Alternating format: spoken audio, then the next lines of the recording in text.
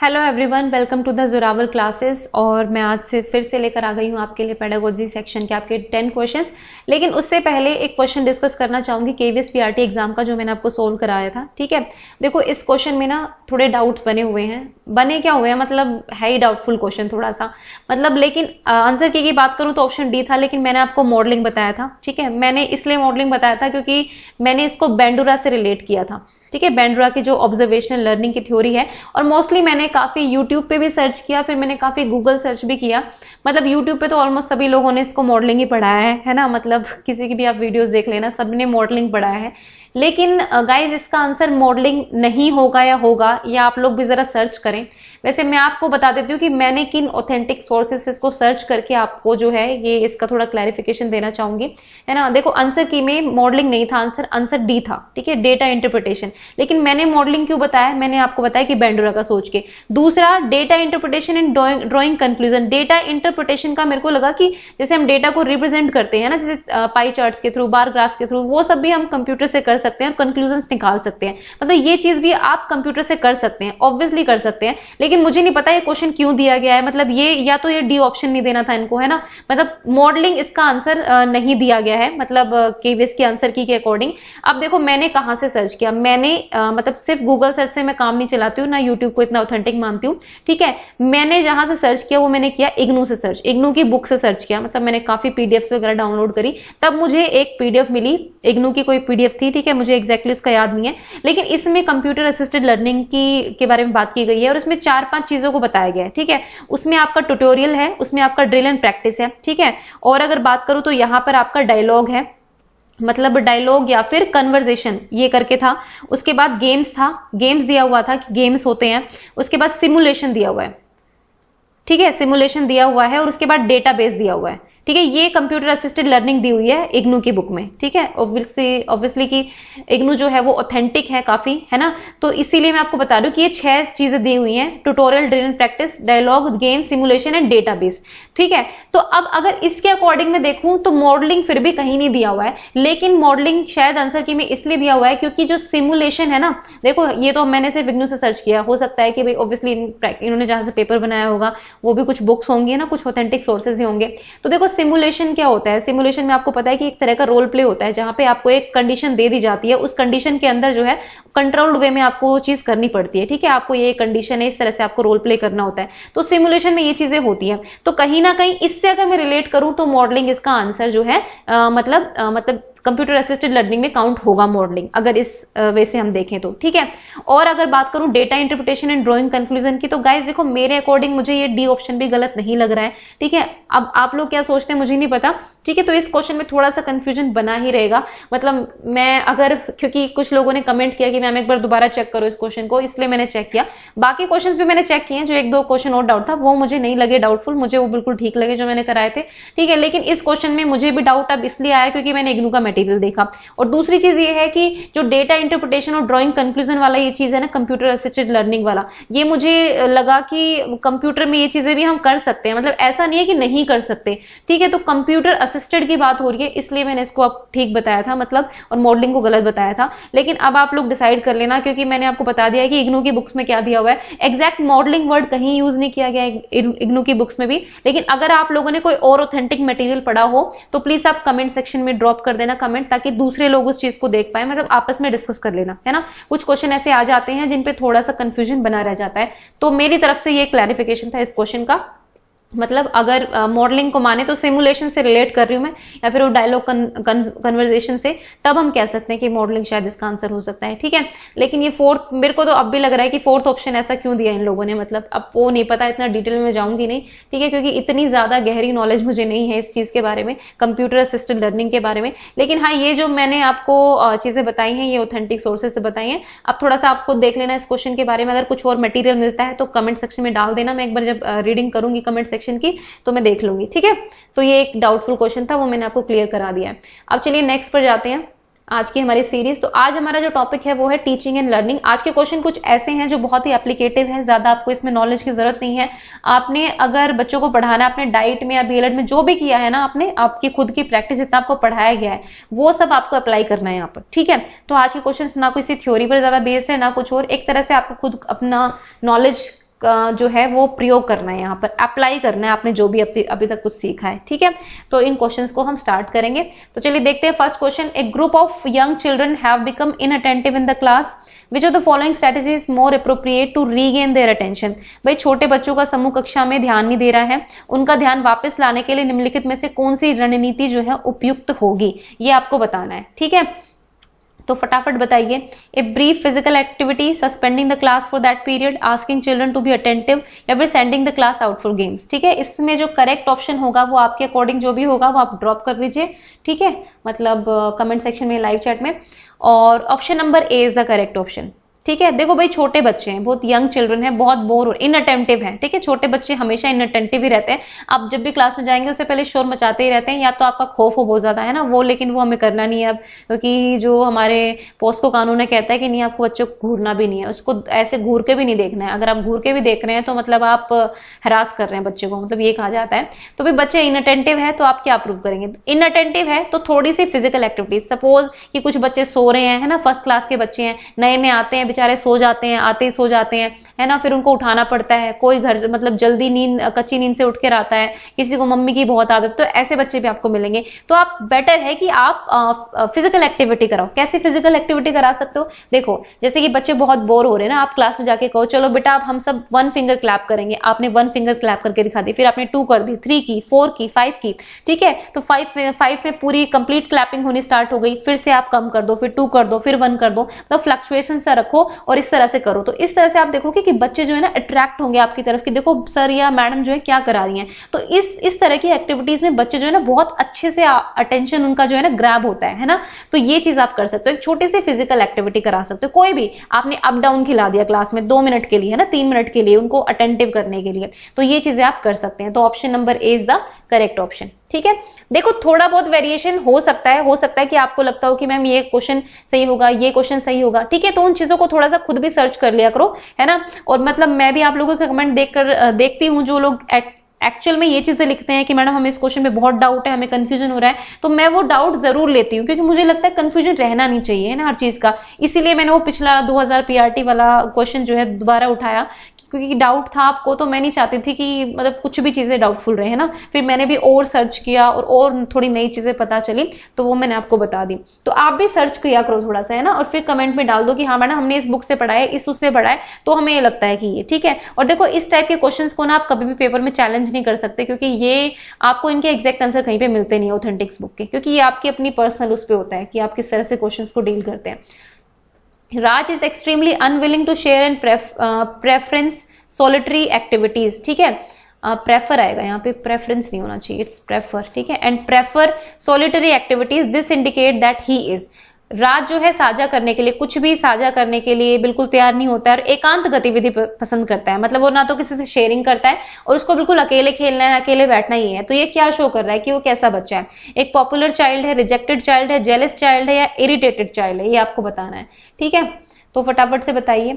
देखिए इसका correct option होगा option number B, rejected child. ठीक है, एक तिरस्कृत बच्चा है जिसको जो है अटेंशन, मतलब जिस पे ध्यान नहीं दिया गया है ना। कुछ बच्चों ने उसको चिढ़ा दिया या फिर कुछ भी कर दिया, ठीक है, वो तब से अकेला खेलने लग गया, या कोई भी हो सकता है टीचर ने बहुत डांट दिया, टीचर उसका बहुत भेदभाव कर रहा है, मतलब बहुत सारे रीजन हो सकते हैं। हो सकता है उसके साथ बुलिंग की जा रही है, कुछ भी है, तो मतलब आप यही समझिए कि वो रिजेक्टेड बच्चा है भाई। ठीक है, पॉपुलर चाइल्ड वो हो नहीं सकता। जेलस और इरिटेटेड वर्ड जो है बच्चों के लिए आप यूज नहीं कर सकते हैं ना। मतलब अगर पेडागोजी के क्वेश्चंस आते हैं तो इस तरह के वर्ड्स जो है अवॉइड ही करने हैं हमें बस ये देखना है कि भाई देखो हमारी जो थिंकिंग है वही होनी चाहिए कि बच्चे के साथ कुछ गलत हुआ है ना, उसके साथ कुछ गलत हुआ है तभी वो ऐसी हरकतें कर रहा है, अदरवाइज वो अपने आप से कभी नहीं कर सकता। मतलब ये मैं आपको वो बता रही हूँ जो मतलब एनसीएफ कहता है, जो भी कहता है, ठीक है। वो अब ग्राउंड रियलिटीज तो हमें पता होती है कि क्या क्या चीजें होती हैं, लेकिन यहाँ पर ये बताया गया है कि भाई ठीक है, बच्चा जो है रिजेक्टेड है। रिजेक्टेड किसके द्वारा? या तो टीचर्स ने रिजेक्ट कर दिया है, या फिर उसके पीयर्स ने रिजेक्ट कर दिया है, या घर पे रिजेक्टेड है, भाई घर से कोई प्रॉब्लम है इसलिए ऐसा बिहेव कर रहा है। तो बहुत सारे वेरियस रीजन होते हैं, ठीक है। तो रिजेक्टेड चाइल्ड होगा इसका आंसर। नेक्स्ट देखते हैं, क्वेश्चन नंबर 3 है, what is the aim of group activity in classroom teaching. आप क्लास में जो है ग्रुप एक्टिविटी करा रहे हैं, तो आपका जो मेन मुद्दा है उस ग्रुप एक्टिविटी को कराने का वो क्या है? To reduce the workload of the teacher, कि भाई चलो ग्रुप एक्टिविटी करा दो, बच्चे ग्रुप में लगे रहेंगे, टीचर का वर्कलोड कम हो जाएगा। To make most children participate in learning, क्या आप चाहते हैं कि ज्यादा से ज्यादा बच्चे शामिल हों? या फिर to clarify the concept effectively, या आप चाहते हैं कि जो कंसेप्ट आप सिखा रहे हैं बहुत अच्छे से इफेक्टिवली मतलब उनको क्लियर हो जाए, या फिर to provide freedom to students, या फिर बच्चों को थोड़ी सी आजादी मिल जाए। ठीक है, तो बताइए करेक्ट ऑप्शन क्या होगा इसका। देखो इसका जो करेक्ट ऑप्शन होगा वो होगा ऑप्शन नंबर बी। ठीक है भाई, ग्रुप एक्टिविटी किस लिए होती है? हम क्लास में एकांत इंडिविजुअल एक्टिविटीज तो कराते ही हैं, ठीक है, हम उसमें इंडिविजुअली बच्चे क्वेश्चंस भी आपसे पूछते हैं, फिर आप डिस्कशन में इन्वॉल्व भी करते हैं बच्चों को। लेकिन आप देखेंगे कि हर क्लास में ना कुछ 5-4 बच्चे ही होते हैं, 4-5 बच्चे होते हैं जो एक्टिवली हर चीज में पार्टिसिपेट करते हैं। कुछ एवरेज बच्चे होते हैं जो कभी कर देते कभी नहीं, कुछ होते हैं जो बिल्कुल पार्टिसिपेट नहीं करते ना किसी चीज में, चुप रहते हैं, ठीक है, घर से ही बिल्कुल मुंह बना के आते हैं, जैसे भी जो भी चीजें, ठीक है। तो ऐसे बच्चों के लिए क्या होता है ना कि आप ग्रुप एक्टिविटी जब कराते हैं तो आपका मेन मकसद ये होता है कि भाई ज्यादा से ज्यादा बच्चे पार्टिसिपेट करें। ठीक है, ग्रुप एक्टिविटी में आपने 5-5 के ग्रुप बना दिया, आपने मिक्स्ड ग्रुपिंग कर दी, जो कि करनी भी चाहिए, है ना। एबिलिटी, मिक्स्ड एबिलिटी ग्रुपिंग करनी चाहिए कि भाई ठीक है, 2 थोड़े स्मार्ट से बच्चे हैं जो मतलब इंटेलिजेंट है, एफिशिएंट है काम में, ठीक है, 2 एवरेज डाल दिए, 2 स्लो लर्नर डाल दिए, ऐसे ग्रुप बनाओ। तो ये बच्चे ना अपने आप धक्का मारते हैं इन बच्चों को कि चलो तुम भी करो, तुम भी करो, तुम्हें भी करना पड़ेगा, या आपस में करते हैं। तो बेसिकली इन बच्चों का भी पार्टिसिपेशन होगा थोड़ा सा, और हो सकता है कि बच्चे थोड़ा आपसे हेजिटेट कर रहे हो, तो हो सकता है ग्रुप में वो थोड़े खुलकर आए, है ना। तो मोस्टली हमारा जो एम होता है वो ये होता है ग्रुप एक्टिविटीज का, बच्चों में कोऑपरेटिव लर्निंग आए, ठीक है, और साथ ही साथ वो पार्टिसिपेट करें हर चीज में, तब ज्यादा से ज्यादा बच्चे पार्टिसिपेट करें। ठीक है, अब देखो क्लैरिफाई द कंसेप्ट, ये क्यों नहीं हो सकता है? क्योंकि कंसेप्ट क्लैरिफिकेशन के लिए ग्रुप एक्टिविटी नहीं होती, मेन एम ग्रुप एक्टिविटी का ये नहीं होता है, उसमें तो कॉपरेशन और ये सारी भावनाएं ज्यादा होती है ना। कंसेप्ट क्लैरिफिकेशन तो आप बहुत सारी चीजों से भी करा सकते हैं, वो ग्रुप एक्टिविटी का मेन आइडिया नहीं होता है। और फ्रीडम तो छोड़ दो, मत फ्रीडम थोड़ी ना देने के लिए हमने ग्रुप एक्टिविटी कराई है। और वर्कलोड की तो हम बात ही नहीं करेंगे, क्योंकि टीचर एकदम वर्क फ्री है भाई, उसके पास कितना भी काम आ जाए वो ये नहीं कह सकता कि वो वर्कलोड है। मतलब ये एज एन मतलब मैं ये थ्योरिटिकल बातें कर रही हूँ, लेकिन ये प्रैक्टिकल लाइफ में भी यही होता है। आप बोल नहीं सकते हैं कि मेरे पास इतना वर्कलोड है, ये है, मतलब नहीं बोला जाएगा। बच्चों के मामले तो बिल्कुल नहीं सुना जाएगा।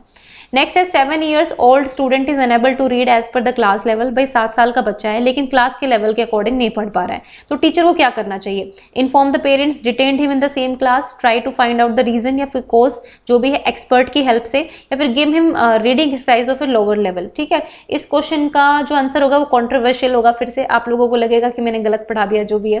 ठीक है, चलो देख लेंगे, एक बार एक्सप्लेन कर दूंगी। ठीक है, देखो इस क्वेश्चन का जो आंसर होगा वो होगा ऑप्शन नंबर डी। ठीक है, देखो ये क्वेश्चन ना डीएसएसबी के एग्जाम में, किसी एक एग्जाम में आया हुआ है, मतलब मैंने ये अपनी प्रैक्टिस के टाइम पे भी किया था।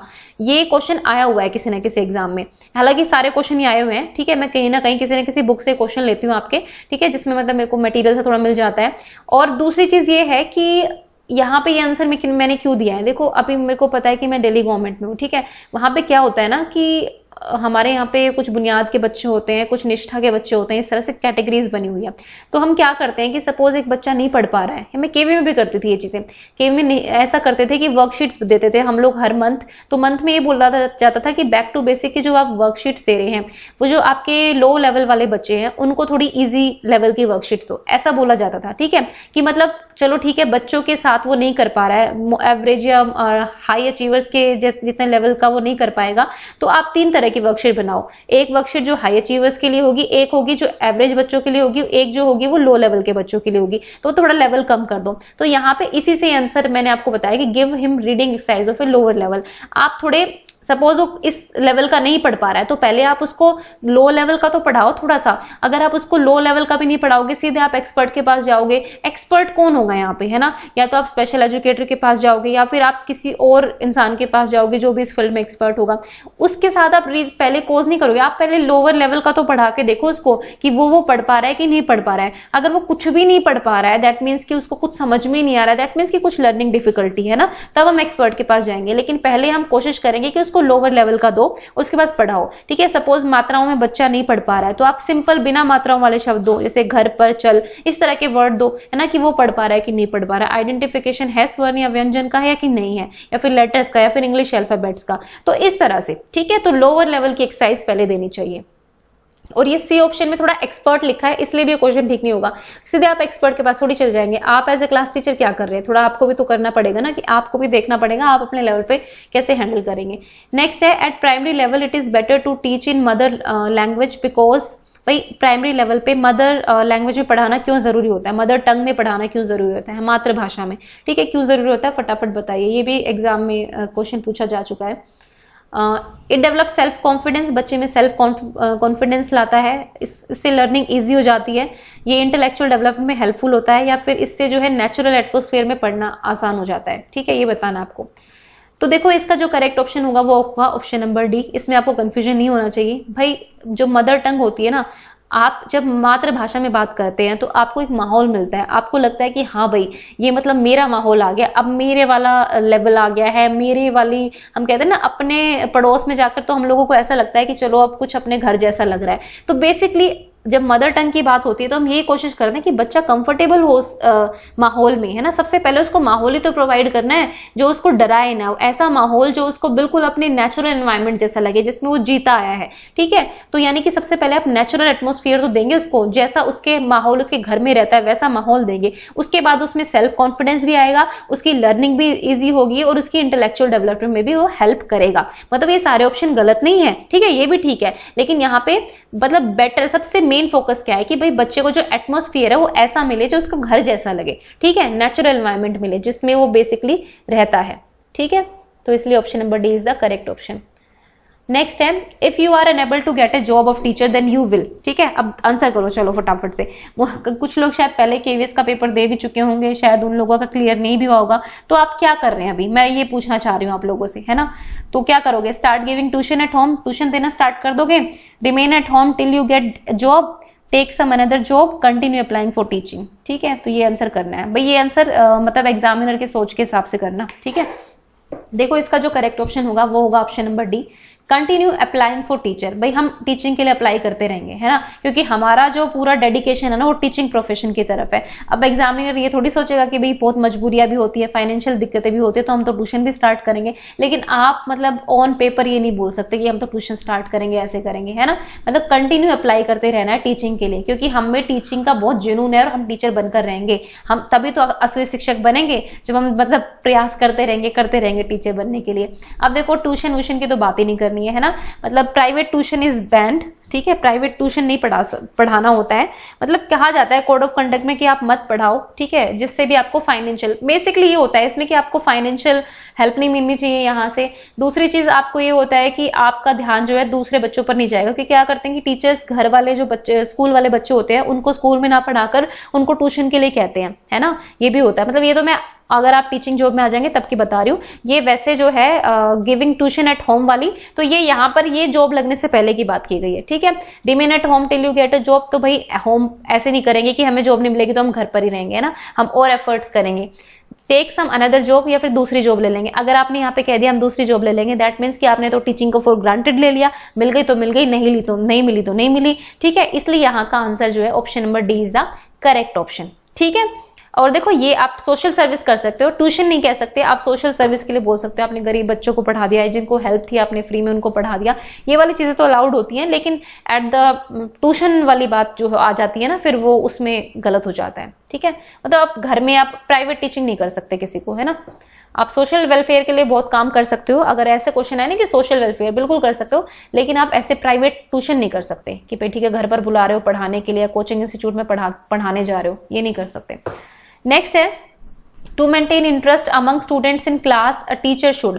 भाई बच्चों का इंटरेस्ट बनाए रखने के लिए क्लास में टीचर को क्या करना चाहिए। ठीक है, ये बताओ, ब्लैक बोर्ड का यूज करना चाहिए, डिस्कस करना चाहिए, आस्क क्वेश्चन पूछने चाहिए, या फिर स्टोरी करानी चाहिए। तो बताओ फटाफट से क्या आंसर होगा।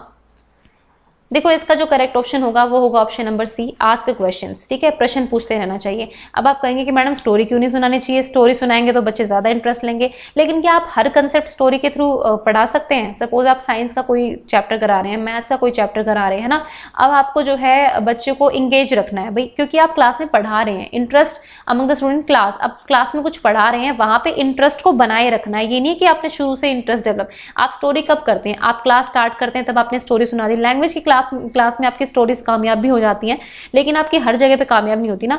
आप जब क्वेश्चन पूछते हैं आप बीच बीच में, है ना, सपोज आपकी पूरी क्लास चल रही है, आप पढ़ाए जा रहे हैं, कुछ भी नहीं पूछ रहे, लेकिन जब आप सोनिए रुकिए एक बार, है ना, उसके बाद आप उठाइए रोल नंबर 21 उठ जाओ, ये बताओ ये क्या बताया मैंने। ठीक है, कुछ और पूछिए, और उसके बाद देखना किस तरह से सबके कान खड़े हो जाएंगे, है ना। मतलब 2 बच्चों ने नहीं बताया ना और उनको थोड़ी डांट लग गया, कुछ भी हो गया ना, उसके बाद सारे ये ध्यान करने की कोशिश करेंगे क्या पढ़ा रहे हैं मैडम या सर, है ना। और उसके बाद दूसरे बच्चों से पूछेंगे ओए मैडम ने क्या पढ़ाया, ओए मैडम ने क्या पढ़ाया। तो इस तरह की चीजें हो जाती है क्लास में। ये मैं अपना पर्सनल एक्सपीरियंस बता रही हूँ। तो क्वेश्चन पूछते रहना बहुत इंपॉर्टेंट है। अगर आप क्वेश्चन नहीं पूछेंगे ना तो बच्चों का इंटरेस्ट जो है वो शुरू से 0 तक पहुंच जाता है, क्योंकि वो कब तक लगातार से सुनते रहेंगे, उनको थोड़ा एंगेजमेंट चाहिए ना। और ये यहाँ पर ना टॉपिक की बात हो रही है, जब आप क्लास में एक्चुअल में टीचिंग कर रहे हैं किसी कंसेप्ट की, ठीक है। तो ask question is the right option. Next, When a teacher uses lessons in science and social science to teach language, भाई टीचर जो है लैंग्वेज पढ़ा रहा है कि भाषा पढ़ाना चाह रहा है, लेकिन उसने टॉपिक लेसन्स किसके लिए, साइंस के लिए, सोशल साइंस के लिए। तो इस तरह की अप्रोच को हम क्या कहते हैं ये आपको बताना है, ठीक है। तो चलिए फटाफट से आंसर कीजिए। Objective language teaching, pluristic language teaching, discipline wise language teaching, language across the curriculum, ठीक है। तो देखो option number D is the right option, ठीक है। ये सब्जेक्ट हमारा बीएलएड में होता था, मतलब मैंने बीएलएड की है और शायद बीएड वालों को भी पता होगा, बीएड में भी ये होता है लैंग्वेज अक्रॉस द करिकुलम, ठीक है। देखो लैंग्वेज आप रेस्ट्रिक्ट नहीं कर सकते सिर्फ लैंग्वेज तक, सिर्फ हिंदी इंग्लिश या पंजाबी मराठी यहाँ तक लैंग्वेज नहीं होती है। लैंग्वेज तो हर सब्जेक्ट में होती है ना। अगर साइंस की एक लैंग्वेज होती है, मैथ्स की एक लैंग्वेज होती है, अगर साइंस पढ़ा रहे हैं आप इंग्लिश मीडियम में तो इंग्लिश लैंग्वेज इंप्रूव होती है, हिंदी मीडियम में तो हिंदी लैंग्वेज इंप्रूव होती है। तो मतलब अक्रॉस द करिकुलम, पाठ्यक्रम में जो भाषा है ना पूरे पाठ्यक्रम में आपकी समाई होती है। इसमें यही कहा जाता है कि आपको भाषा का यूज सिर्फ भाषा की क्लास में नहीं करना है, बल्कि आप और इंटरडिसिप्लिनरी अप्रोच कहते हैं ना जिसको हम, इंटर रिलेटेड अप्रोच होती है, मतलब कि सारे सब्जेक्ट्स में लैंग्वेज है तो लैंग्वेज तो आप किसी भी सब्जेक्ट के थ्रू सिखा सकते हैं, है ना। तो फोकस जो आप लैंग्वेज पे भी रखिए और साइंस के टॉपिक्स पे, सोशल साइंस के टॉपिक्स पे भी रखिए। ये आपका कहलाता है आपका लैंग्वेज अक्रॉस द करिकुलम, ठीक है। और ये पूरा एक सब्जेक्ट भी होता है, इसको अगर आपने पढ़ा हो बीएड या बीएलएड की हो तो, ठीक है। जिन बच्चों ने बीएलएड की होगी उनको पता होगा, क्योंकि मैं खुद बीएलएड करके आई हुई हूँ। Which of the following is most suited to the development of scientific skills in students. तो इनमें से कौन सी सबसे मोस्ट सुइटेड है भाई, साइंटिफिक स्किल डेवलप करनी है आपको बच्चे के अंदर, तो आप क्या करेंगे ये बताना है। Performing laboratory work, conducting science quiz, organizing a field visit, conducting science olympiads, ठीक है। सारी साइंटिफिक टर्म्स आपको लग रही होंगी, तो बताओ जरा आंसर क्या होगा इसका। ध्यान रखना कि यहाँ पे scientific skills, typical scientific skills की बात हो गई है ना। कौन कौन सी साइंटिफिक स्किल्स होती है यहाँ पे, तो बताइए। तो देखो इसका करेक्ट ऑप्शन होगा ऑप्शन नंबर ए, ठीक है। देखो science is all about the laboratory, controlled events में आपको एक्सपेरिमेंट्स करने होते हैं, है ना। फिजिक्स के एक्सपेरिमेंट्स होते हैं, केमिस्ट्री के एक्सपेरिमेंट्स होते हैं, बायो के एक्सपीरियंस होते हैं। अगर मैं टिपिकल साइंटिफिक स्किल्स की बात करूँ तो वो यहीं से डेवलप होती हैं। आपने साइंटिस्ट देखे होंगे ना, लगे ही रहते हैं लैब में कुछ ना कुछ करने में, है ना। तो बेसिकली साइंटिफिक स्किल्स जब आप इवॉल्व कुछ करते हैं ना, साइंस में कुछ इनोवेटिव लाते हैं, तो आपको लेबोरेटरी से जुड़ना ही पड़ता है। साइंस स्किल्स ऑर्गेनाइज करने से ज्यादा साइंटिफिक स्किल्स डेवलप नहीं होंगी, फील्ड विजिट से भी इतनी नहीं होंगी, वो जिसमें जब ऑब्जर्वेशन ज्यादा होती है।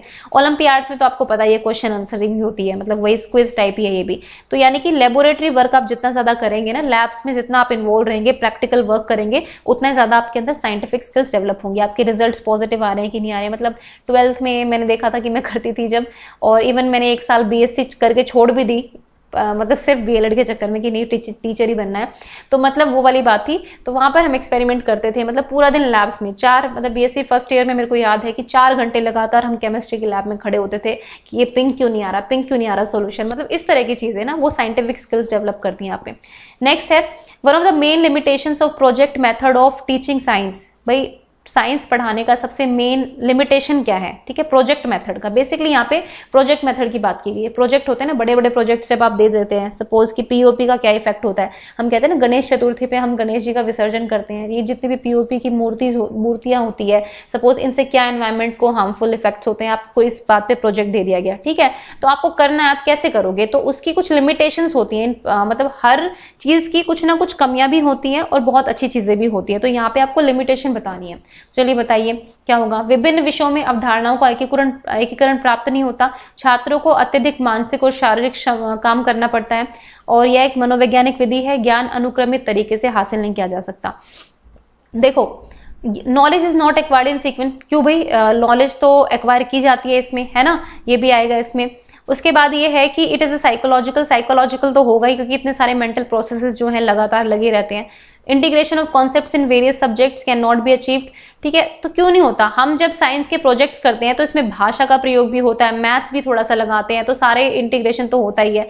उसके बाद आता है द साइंस है। यहाँ पे प्रॉब्लम क्या होती है ना, कि थोड़ी लिमिटेशन है कि बच्चों को बहुत ज्यादा मेंटल और फिजिकल वर्क करना होता है। ये प्रोजेक्ट छोटे नहीं होते हैं साइंस के बहुत बड़े बड़े प्रोजेक्ट्स होते हैं, जहाँ पे आपको हाइपोथेसिस बनानी होती है, आपको प्रॉब्लम को देखना पड़ता है, फिर आपको थोड़ा सा फील्ड विजिट भी करना पड़ता है ना, आपको ऑब्जर्वेशन करनी पड़ेगी, आपको शायद सर्वे भी करना पड़ता है। तो बहुत ज्यादा फिजिकल और एक्सेसिव मेंटल वर्क होता है। मतलब बेसिकली 11th-12th के बच्चे करते हैं, 9th-10th के बच्चे करते हैं, बड़े बड़े प्रोजेक्ट जब करते हैं तो थोड़े से हैक्टिक हो जाते हैं। तो ये लिमिटेशन है इसकी। ठीक है, तो लिमिटेशन पे ध्यान रखना था। ओके, तो गाइज ये थे आज के कुछ 10 क्वेश्चंस। आई होप कि आपको पसंद आए होंगे, और अपना जो भी आपका स्कोर रहता है वो कमेंट सेक्शन में आप जरूर बता दें। ठीक है, थोड़ी सी आज तबीयत ढीली है इसलिए ज्यादा एक्टिव नहीं हो पाई हूँ, तो प्लीज आप ये चीजें जरूर मुझे बता दें।